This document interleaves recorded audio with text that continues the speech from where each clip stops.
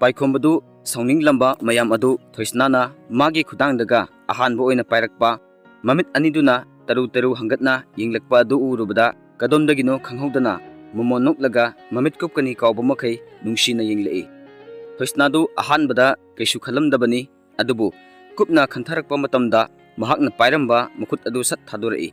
अदुगा ममाय अदु अमुक लुकथखरे इकाइबसु फौरकपगुम तौरई अदुना ममाय अदु ngang अनिदुगी मतौ अदुदा नुपा अनिदु हेना सौनिंगलमी नुपा अमना यामना साउना हेरा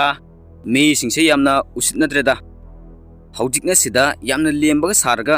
होरेना आदा अमम्बा कादा इका एकी हुंदुकनरदुइ जाला असिगुमबसिना खित हेलबनी पाइखोंबदु नुकलंबा माइथोंग अदु सत हंजिलगा ममाय अदु सत लेथुरई अदुगा यामना खोंगले थुना चंगसिलक्तुना नुपा अनिदुबु तोटपा होरकलमी ममाय ममित खंगदबा मकै किन्ना पंगथिंदा थिंजिलमी अदुगु मवादो मतु मनो हाइखिद्रा हाइखिद्रा हा हाइखिद्रा तबा वांग चावरबा नुपा ओइबगी साउंग सदा अमता वात्रबा पाइखोंबना मखोय अनिबु फजना फुधरमी मदु उबदा थोइसनादु सतकुमथरकलगा पाइखोंबबु अमुकसु खुदांग पाइदुना चिंगलगा पुरई पाइखोंबदु तुंगहल्लगा नुपा अनिदुदा ममित सुक्लगा यिंगलमी अदुगा गाड़ीदा काखतलगा थौबो होरई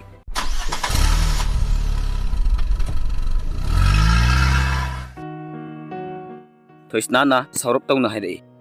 दाबुंग कैगिनो अदुमाइना तौरिदे पाइखोंबदु मपाल थुकनादि खुमलक्ते मबुक मनुंगदा लोना खलई अैगी पुंसिगी अमखक नुंगसिबी नंगोंदा मखोइना लक्नरदि मसाना सौरप ताबा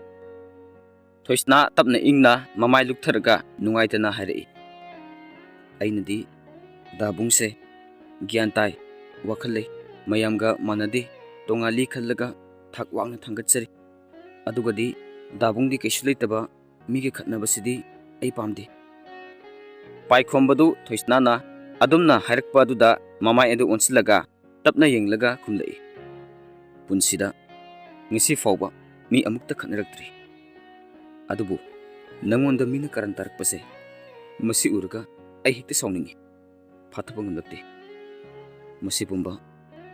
asi hairaga paikhombadu tuminna leikre thoisnadu adum luktharaga hairai matungdi dabung sumaina miga khana bigenu ko ai miga khana saina base supam pamdiye paikhombadu mahaki matau adu ururaga सावरम पुमा लोइनमक मांगख्रगा इंगना ममोन नोगलई अदुगा याम नुंगसिना तपना खुमलई होय अदो हयिंगदगिदि नतोमदा सतकनुको नोय दाबी खिदो कोब्रा कनु तो नत्रगा ऐ ngairam पाइखोंबदि बिकीगा महाका काइनरे हाइबदि खंगबनते अदुना हाइरकलिबनि अदुबो थोइसनादि बिकी पलकपदुदा महाक पाइखोंबदा सत यिंगलई खंगहौदना मपि इरा चेलई कैनोमा हाइगी हाइदुना तौरकपगा स्कूल यौबना हाले पाइखोंबना गाड़ी अदु पार्किंग दा फजना खामलगा थोइसनादा कुमथरो हाइबगी इंगित अमा तौरई थोइसनासु खंगलदुना तपना कुमथरई अदुगा स्टाफ रूम लोमदा नुंगाइतना संख्रे पाइखोंबदु गाड़ी मनुंगदा ngaihak tuminna थोइसनाना संखिबा अदु यिंगलगा लei मथनता ngasagi थोइसनाना हाइरकपा मयाम अदु लोइनमक निंगसिंगलगा हराउजरई गाड़ी अदु फजना पार्क तौरमलगा गाड़ी दगी कुमथरकले अदुगा मागी पॉकेट दगी फोन अदु पुथोक्तुना महाकना हेगिक मेसेज थाबा नंबर अदुदा मेसेज अमा यामना खुलै थुना थारमी अदुगा मखुत अनिमक पॉकेट हुमजिलगा यामना लेमना मागी रूम लोमदा चंगलई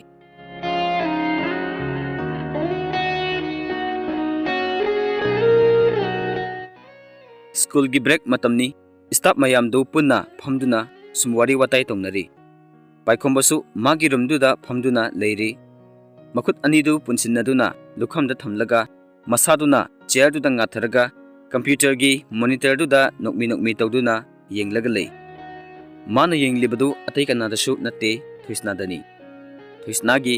इंगना यातोन तमक उहल्लगा नोकपी मिनुक अदुदनी पाइखोंबना अतै नुपी अमता हन्ना यिंगिंद्रिबसे पाइखोंबदु ngasi सुमिनुक अदु उरगा तपना सोलई लिगला नंगसे इसिलमकनी खलगे हाइना फनकनदी होनबनी हेक्तंगमदे नंगी नुंगसिबसिसु ꯈꯜꯂꯤꯗ꯫ ꯑꯩꯅ ꯉꯁꯤ ꯁꯥꯎꯅꯤꯡꯂꯛꯇꯅ ꯂꯩꯀꯥꯏ ꯋꯥꯊꯣꯛ ꯑꯣꯏꯔꯒ ꯀꯣꯛ ꯐꯥꯔꯒ ꯂꯧꯅꯤꯁꯦ꯫ ꯑꯁꯤ ꯍꯥꯏꯔꯒ ꯃꯊꯟꯇ ꯑꯉꯥꯎꯕꯒꯨꯝ ꯑꯃꯨꯛꯁꯨ ꯀꯟꯅ ꯅꯣꯛꯊꯣꯔꯛꯏ꯫ ꯅꯣꯛꯂꯨꯕ ꯑꯗꯨ ꯒ꯭ꯌꯥꯟ ꯈꯪꯂꯛ ꯂꯥꯛꯇꯨꯅ ꯁꯞ ꯑꯃꯨꯛ ꯂꯦꯞꯄꯤ, ꯑꯗꯨꯒ ꯃꯄꯥꯜꯗ ꯀꯅꯥ ꯇꯥꯍꯧꯕꯅꯣ ꯍꯥꯏꯅ ꯌꯦꯡꯂꯛꯏ꯫ ꯀꯅꯥꯁꯨ ꯂꯩꯔꯝꯗ꯭ꯔꯕꯗ ꯄꯥꯏꯈꯣꯝꯕꯗꯨ ꯃꯔꯩ ꯈꯤꯇꯪ ꯆꯤꯛꯂꯒ CCTVꯗ ꯇꯥꯔꯤꯕ ꯊꯣꯏꯁꯅꯥꯒꯤ ꯈꯖꯥꯏꯗꯨꯗ ꯃꯈꯨꯠꯇꯨꯅ ꯍꯥꯏꯐꯦꯠ ꯁꯤꯛꯄꯒꯤ ꯃꯑꯣꯡꯗ ꯇꯧꯔꯒ, ꯅꯪꯒꯤ ꯅꯨꯡꯁꯤꯕꯗꯣ ꯑꯩꯉꯣꯟꯗ ꯈꯤꯇꯐꯥꯎ ꯈꯥꯌꯨ ꯌꯥꯗꯕꯤ ꯑꯔꯤꯛꯄꯤ꯫ ꯑꯁꯤ ꯍꯥꯏꯔꯒ ꯃꯣꯃꯣ ꯅꯣꯛꯂꯛꯏ꯫ ꯑꯁꯨꯝꯅ ꯃꯥꯒꯤ ꯃꯤꯅꯣꯛ ꯑꯗꯨꯒꯤ ꯃꯔꯛꯇ ꯀꯅꯥꯒꯨꯝꯕꯤ ꯑꯃꯅ ꯊꯨꯒꯥꯏꯔꯛꯏ꯫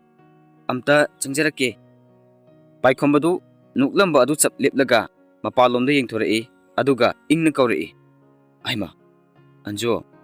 ꯑꯟꯖꯨꯗꯨ ꯋꯥ ꯉꯥꯡꯅ ꯆꯪꯂꯛꯏ꯫ ꯗꯗꯥꯁꯦ ꯀꯩꯅꯣ ꯃꯣꯟꯗꯥ ꯌꯥꯝꯅ ꯅꯨꯡꯉꯥꯏꯕ ꯃꯥꯜꯂꯤꯗ꯫ ꯑꯟꯖꯨ ꯆꯪꯑꯣ, ꯁꯤꯗ ꯐꯝꯃꯨ꯫ ꯑꯁꯤ ꯍꯥꯏꯔꯒ ꯑꯟꯖꯨꯗꯨ ꯐꯝꯍꯜꯂꯛꯏ꯫ ꯀꯗꯥꯏꯗ ꯆꯠꯂꯨꯕꯅꯣ? ꯗꯗꯥꯒ ꯋꯥꯔꯤ ꯑꯃꯇ ꯇꯥꯟꯅꯖꯒꯦꯅ ꯂꯥꯛꯆꯔꯤꯅꯦ꯫ ꯄꯥꯏꯈꯣꯝꯕꯗꯨ ꯄꯤꯌꯣꯟ ꯑꯗꯨ ꯀꯧꯁꯤꯜꯂꯒ ꯀꯣꯐꯤ 2 ꯁꯤꯡꯈ꯭ꯔꯦ꯫ ꯏꯆꯜꯒꯤꯕꯨ ꯑꯩꯒ ꯇꯥꯟꯅꯒꯗꯕ ꯀꯔꯤ ꯂꯩꯔꯒꯦꯅꯦ? ꯗꯗꯥ ꯍꯣꯏꯒꯤ ꯁ꯭ꯀꯨꯜꯁꯦ ꯑꯉꯥꯡꯁꯤꯡ ꯌꯥꯝꯅ ꯐꯅ ꯄꯨꯊꯣꯛꯑꯦ, ꯈ꯭ꯋꯥꯏꯗꯒꯤ ꯃꯃꯤꯡ ꯂꯩꯕ ꯁ꯭ꯀꯨꯜꯅꯤ꯫ ꯑꯗꯨꯅ ꯑꯩꯒꯤ ꯅꯤꯅꯦꯒꯤ ꯃꯆꯥꯅꯨꯄꯥ ꯑꯃꯈꯛ ꯂꯩꯌꯦ꯫ ꯃꯥꯁꯦ ꯍꯟꯗꯛ ꯒꯋꯥꯗ 9 ꯇꯝꯂꯨꯕ, ꯑꯗ ꯐꯔꯛ ꯇꯥꯕ ꯑꯃꯈꯛ ꯂꯩꯔꯕ, ꯑꯗꯨꯅ ꯍꯧꯖꯤꯛꯁꯦ ꯊꯣꯛꯂꯛꯑꯒ ꯂꯩꯔꯦ꯫ ꯁꯦꯁꯟꯕꯨꯗꯤ ꯇꯪꯈꯥꯏ ꯆꯟꯁꯤꯜꯂꯛꯑꯦ ꯍꯥꯏꯕꯕꯨ ꯑꯉꯥꯡꯗꯣ ꯆꯍꯤꯗꯤ ꯃꯥꯡꯍꯟꯅꯤꯡꯗ꯭ꯔꯦ, ꯑꯗꯨꯅ ꯗꯗꯥꯒꯤ ꯃꯇꯦꯡ ꯑꯃꯇꯪ ꯂꯧꯖꯒꯦꯅ ꯂꯥꯛꯆꯕꯅꯦ꯫ ꯑꯟꯖꯨ, ꯇꯁꯦꯡꯕꯗꯤ ꯑꯩꯈꯣꯏꯒꯤ ꯁ꯭ꯀꯨꯜꯁꯦ ꯁ꯭ꯇꯨꯗꯦꯟꯠ ꯑꯃꯠꯇ ꯀ꯭ꯂꯥꯁ 9ꯗ ꯆꯜꯍꯟꯗꯦ꯫ ꯃꯔꯝꯗꯤ ꯍꯥꯟꯅꯒꯤ ꯑꯩꯈꯣꯏꯒꯤ ꯁ꯭ꯀꯨꯜ ꯑꯁꯤꯒꯤ ꯁꯤꯂꯦꯕꯁ ꯀꯣꯚꯔ ꯃꯃꯨꯠ ꯇꯥꯅ ꯇꯧꯔꯛꯄ ꯅꯠꯇꯕꯅ꯫ ꯑꯗꯨꯕꯨ ꯏꯆꯜ ꯑꯟꯖꯨꯅ ꯍꯥꯏꯔꯕꯅꯤꯅ ꯇꯪꯈꯥꯏꯃꯛ ꯐꯥꯗꯦ ꯈꯜꯂꯒ ꯌꯥꯕ ꯇꯥꯕꯅꯤ꯫ ꯑꯁꯤ ꯍꯥꯏꯔꯒ ꯃꯣꯃꯣ ꯅꯣꯛꯂꯛꯏ꯫ ꯑꯟꯖꯨꯁꯨ ꯏꯪꯅ ꯃꯣꯃꯣ ꯅꯣꯛꯂꯒ ꯈꯨꯝꯂꯛꯏ꯫ ꯌꯥꯝꯅ ꯅꯨꯡꯉꯥꯏꯖꯔꯦ ꯗꯗꯥ, ꯗꯗꯥꯒꯤ ꯃꯇꯦꯡ ꯄꯨꯟꯁꯤꯒꯤ ꯀꯥꯎꯖꯔꯣꯏ ꯅꯆꯜꯅ꯫ ꯍꯦꯔꯥ, ꯑꯗꯨꯒꯤꯕꯨ ꯀꯩꯅꯣ? ꯏꯆꯜꯅꯁꯨ ꯑꯩꯒꯤ ꯃꯇꯦꯡ ꯇꯧꯕꯤꯔꯤꯕꯗꯨꯗꯤ꯫ ꯑꯗꯨꯗꯤ ꯗꯗꯥ, ꯑꯩ ꯍꯌꯦꯡꯗꯒꯤ ꯊꯥꯖꯔꯛꯂꯒꯦ꯫ ꯑꯗꯣ ꯀꯥꯎꯟꯇꯔꯗ ꯆꯪꯂꯒ ꯃꯥꯒꯤ ꯇꯧꯒꯗꯕ, ꯍꯥꯏꯕꯗꯤ ꯌꯨꯅꯤꯐꯣꯔꯝꯅꯆꯤꯡꯕꯁꯤꯡꯗꯣ ꯇꯥꯟꯅꯔꯣ, ꯑꯗꯨꯒ ꯄꯨꯈ꯭ꯔꯣ꯫ ꯍꯣꯏ ꯗꯗꯥ, ꯑꯗꯨꯗꯤ ꯑꯩ ꯑꯃꯨꯛ꯫ ꯉꯥꯏꯈꯣꯍꯦ, ꯀꯣꯐꯤ ꯊꯛꯀꯣ꯫ ꯗꯗꯥ, ꯀꯣꯟꯅ ꯊꯛꯑꯒꯦ꯫ ꯑꯟꯖꯨꯅ ꯌꯥꯗ꯭ꯔꯦ, ꯑꯗꯨꯅ ꯀꯣꯐꯤꯗꯨ ꯊꯛꯇꯕꯤ ꯊꯣꯛꯂꯛꯂꯦ꯫ ꯄꯥꯏꯈꯣꯝꯕꯅ ꯑꯟꯖꯨꯕꯨ ꯀꯥꯎꯟꯇꯔ ꯐꯥꯎꯕ ꯊꯤꯜꯂꯛꯏ, ꯑꯗꯨꯒ ꯋꯥꯔꯤ ꯄꯨꯝꯕ ꯇꯥꯟꯅꯔꯝꯃꯤ꯫ ꯃꯈꯣꯏ ꯑꯅꯤꯅ ꯌꯥꯝꯅ ꯍꯔꯥꯎꯅ ꯅꯣꯛꯇꯨꯅ ꯆꯠꯄ ꯑꯗꯨ ꯊꯣꯏꯁꯅꯥꯅ ꯀ꯭ꯂꯥꯁ ꯆꯪꯒꯦ ꯍꯥꯏꯗꯨꯅ ꯊꯣꯛꯂꯛꯄꯗ ꯎꯔꯨꯔꯦ꯫ ꯊꯣꯏꯁꯅꯥꯗꯨ ꯀꯔꯤ ꯈꯜꯂꯨꯔꯕꯅꯣ ꯈꯪꯗꯦ, ꯃꯗꯨ ꯍꯦꯛ ꯎꯔꯨꯕꯗ ꯃꯍꯥꯛꯀꯤ ꯊꯃꯣꯏꯗ ꯇꯤꯡ ꯂꯥꯎꯕ ꯆꯩꯅꯥ ꯑꯃ ꯐꯥꯎꯈꯤꯕꯒꯨꯝ ꯇꯧꯔꯛꯏ꯫ ꯃꯃꯤꯠ ꯑꯗꯨ ꯄꯩꯔꯞꯅ ꯀꯤꯔꯨꯞ ꯑꯅꯤꯗꯨꯗ ꯌꯦꯡꯂꯒ ꯂꯨꯞꯊꯗꯨꯅ ꯆꯠꯈ꯭ꯔꯦ꯫ ꯑꯟꯖꯨꯁꯨ ꯃꯌꯨꯝꯗ ꯍꯟꯈ꯭ꯔꯦ꯫ ꯀ꯭ꯂꯥꯁꯁꯨ ꯃꯊꯪ ꯂꯣꯏꯈ꯭ꯔꯦ꯫ ꯊꯣꯏꯁꯅꯥꯅ ꯒꯦꯠꯇ ꯊꯣꯛꯂꯛꯄꯗ ꯌꯥꯝꯅ ꯊꯥꯖꯗꯅ ꯕꯤꯀꯤꯗꯨ ꯉꯥꯏꯗꯨꯅ ꯂꯩꯔꯝꯃꯤ꯫ ꯊꯣꯏꯁꯅꯥꯗꯨ ꯃꯗꯨ ꯍꯦꯛ ꯎꯕꯗ ꯈꯤꯇꯪ ꯈꯧꯇꯛ ꯆꯥꯏ, ꯑꯗꯨꯒ ꯃꯥꯅ ꯑꯁꯨꯝꯅ ꯁꯨꯝ ꯉꯥꯏꯗꯨꯅ ꯂꯩꯕꯁꯤ ꯁꯥꯇ꯭ꯔꯁꯤꯡꯒꯤ ꯃꯃꯥꯡꯗ, ꯑꯣꯖꯥꯁꯤꯡꯒꯤ ꯃꯃꯥꯡꯗ ꯏꯀꯥꯏꯕꯁꯨ ꯐꯥꯎꯔꯛꯏ꯫ ꯑꯗꯨꯅ ꯃꯇꯨꯡ ꯇꯧꯗꯅꯕ ꯍꯥꯏꯔꯒꯦ ꯈꯜꯂꯗꯨꯅ ꯕꯤꯀꯤ ꯇꯝꯅ ꯍꯩꯅꯗ ꯆꯪꯁꯤꯜꯂꯛꯏ꯫ ꯕꯤꯀꯤꯗꯨ ꯍꯔꯥꯎꯅ ꯀꯧꯖꯔꯛꯏ, ꯊꯣꯏ꯫ ꯊꯣꯏꯁꯅꯥꯗꯨ ꯃꯥꯒꯤ ꯃꯅꯥꯛ ꯍꯦꯛ ꯌꯧꯕꯒ ꯈꯣꯟꯗꯤ ꯇꯞꯂꯞꯅ ꯍꯥꯏꯔꯛꯏ, ꯀꯔꯤ ꯂꯩꯔꯦ ꯗꯥ ꯕꯤꯀꯤ? ꯊꯣꯏ, ꯑꯩ ꯅꯪꯒ ꯋꯥꯔꯤ ꯑꯃꯇ ꯁꯥꯟꯅꯒꯦ ꯍꯥꯏꯗꯅ ꯂꯥꯛꯄꯅꯤ꯫ ꯗꯥ ꯕꯤꯀꯤ, ꯑꯩꯕꯨ ꯁꯨꯃꯥꯏꯅ ꯂꯝꯕꯤ ꯁꯣꯔꯣꯛꯇ ꯉꯥꯏꯕꯁꯦ ꯇꯧꯕꯤꯔꯅꯨ꯫ ꯑꯆꯠ ꯑꯋꯣꯛꯁꯤꯡꯒꯤ ꯃꯥꯡꯗ ꯏꯀꯥꯏꯖꯩ, ꯑꯗꯨꯒ ꯗꯥ ꯕꯤꯀꯤꯒ ꯑꯩꯒ ꯁꯥꯟꯅꯒꯗꯕ ꯋꯥꯔꯤꯁꯨ ꯂꯩꯇꯦ, ꯄꯨꯝꯅꯃꯛ ꯂꯣꯏꯁꯤꯟꯈ꯭ꯔꯦ꯫ ꯁꯤꯗꯤ ꯑꯩꯒꯤ ꯄꯨꯟꯁꯤꯒꯤ ꯑꯅꯧꯕ ꯂꯃꯥꯏ ꯑꯃ ꯑꯃꯨꯛ ꯍꯧꯖꯔꯦ꯫ ꯕꯤꯀꯤ ꯅꯨꯡꯉꯥꯏꯇꯕ ꯁꯥꯁꯤꯟꯅꯔꯛꯏ, ꯊꯣꯏ, ꯅꯪꯅ ꯍꯥꯏꯕ ꯑꯩ ꯂꯣꯏꯅꯃꯛ ꯌꯥꯕꯅꯤ꯫ ꯅꯪꯅ ꯂꯤꯂꯤꯒꯤꯗꯃꯛ ꯂꯦꯞꯄꯤꯌꯨ ꯍꯥꯏꯕꯗꯣ ꯑꯩ ꯃꯥꯒꯤꯗꯃꯛ ꯂꯦꯞꯈꯤꯕꯅꯤ꯫ ꯑꯗꯨꯕꯨ ꯍꯧꯖꯤꯛꯇꯤ꯫ ꯑꯁꯤ ꯍꯥꯏꯗꯨꯅ ꯃꯄꯤ ꯁꯤꯟꯊꯔꯛꯏ꯫ ꯂꯧꯅꯝ ꯍꯩꯕ ꯕꯤꯀꯤꯒꯤ ꯇꯥꯠ ꯑꯗꯨ ꯑꯃꯨꯛ ꯍꯧꯔꯛꯏ, ꯗꯥ ꯕꯤꯀꯤ, ꯏꯆꯟꯅꯨꯄꯤ ꯑꯗꯨꯕꯨ ꯅꯨꯡꯁꯤꯕꯤꯕ ꯌꯥꯝꯅ ꯐꯩ꯫ ꯃꯥꯒꯤ ꯈꯟꯕꯤꯔꯒ ꯑꯗꯨꯝ ꯂꯩꯕꯤꯌꯨ꯫ ꯍꯣꯏ, ꯃꯥ ꯆꯠꯈ꯭ꯔꯦ, ꯑꯗꯨꯕꯨ ꯗꯥ ꯕꯤꯀꯤꯗ ꯑꯩ ꯌꯨꯝ ꯄꯥꯟꯒꯅꯤ ꯍꯥꯏꯕꯗꯤ ꯍꯥꯏꯔꯣꯏ꯫ ꯗꯥ ꯕꯤꯀꯤꯒꯤ ꯆꯥꯟꯅꯒꯗꯕ ꯑꯃ ꯌꯦꯡꯕꯤꯌꯨ꯫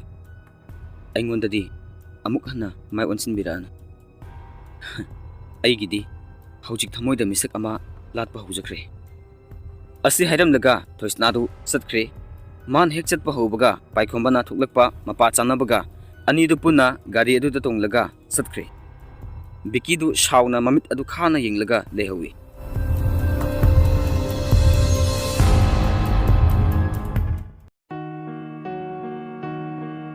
Gari manungda thoisnadu ngasai paikhombana Anjuga nuknukuna wari sanahobadu ningsinglaga mathanta pangsauda sauningba hori. Wa machit amata ngangdana tumina paithoklaga leikre.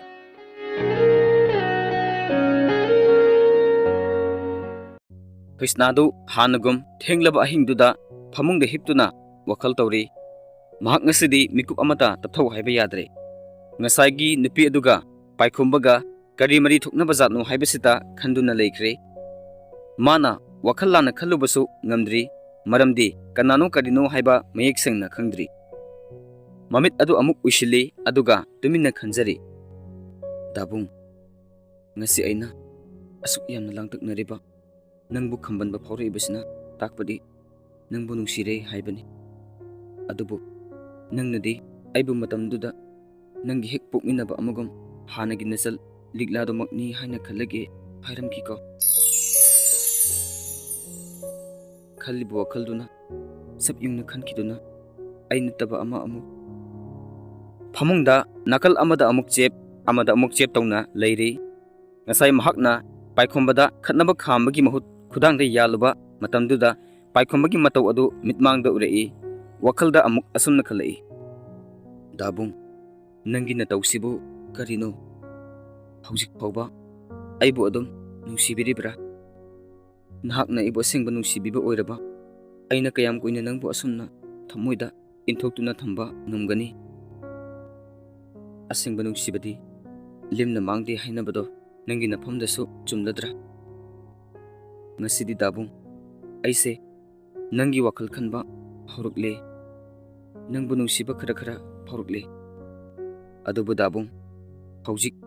nangi chinbaldagi aibu nungsi haiba wahi asebu amuk hana tarkigadra. Dabung aise nangi nafamda maithiba haibadu oire lanjadaba thamoi sengba nangi nanakta ai punsigi oina leningle dabung. Thoisnadu ngaiha khallaba matungda mahak tumthau sukya yadabadagi mabukningda asumna khalai. Dabung nangnasu aigi apamba yettaba adugumna ainasu nangonda kari amata yetloye nangi apamba adum tawjako. Adubu nangi asengba nungsibada ai maithire haibasimadi ai isani yazare dabung. Thoisnadu mapitapna sintharai adubu mahak sokhang kanbini pumnamak adu loinamak phajinkre. Aduga aroiba oina mamit chetna usilaga hiptharai.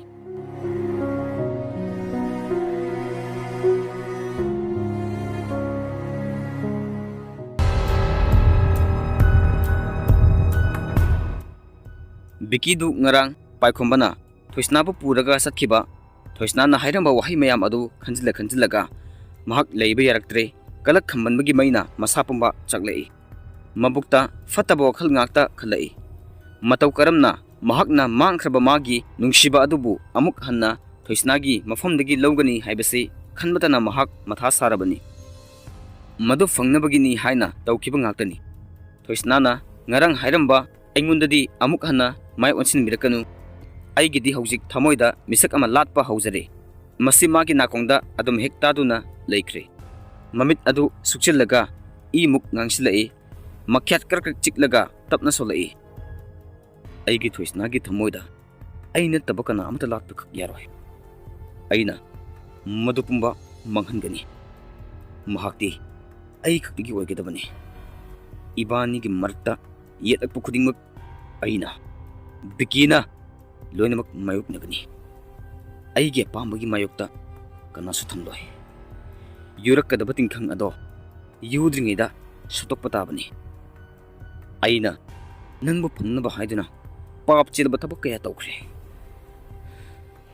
Hawjik ai handuna satpadi yadre. Manglomda onsilaga satkani. Nangbu aigi natana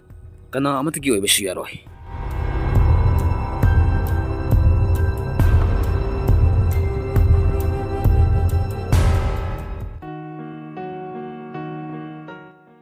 Paikhombadu ayuk yahaurakpagi breakfast tawna famung masi amada tumina famduna ngarang maga Thoisnaga school halakminabada Thoisnana Vicky du hundoklamlaga maga pun halakpa adu karigino haina mabukta khalai aduga nokmi tawruklami coffee adu amuk chinglaga table du da thamlaga magi phone adu puthoktuna mana hek message thaba number adu da kari no khara iraga tharami aduga phone adu amuk thamlaga mahak tapna hiptharai nokmi tawna machinda su asumna tapna solai ai bulikla se amuka hanjinna nungsi haikisirane karigumba hairuragana aina amuka mabu henami hobo oina thukara ai buthina amuk warokidra ngaihak munna kupna khallaba matungda asumna khalai phare aise amuk hanadi magi maphamda phongdukleroi thungnaba khaktana nungsinaba nate kainaba chaknaba asisu asingba nungsibagi masak amani aduga mahakna luhongdriba phawbadi ai kanagumbi amatasu hana yengloi haibase masina aigi arepa oirage somdasu Thoisnadu ayuki mathau mangam pumba loiraba matung mahak chak thongna kadomdagi phaijilakpa wakhal nu khangde paikhomba bu khangning ningsinglei aduga ingna matomta momonunglei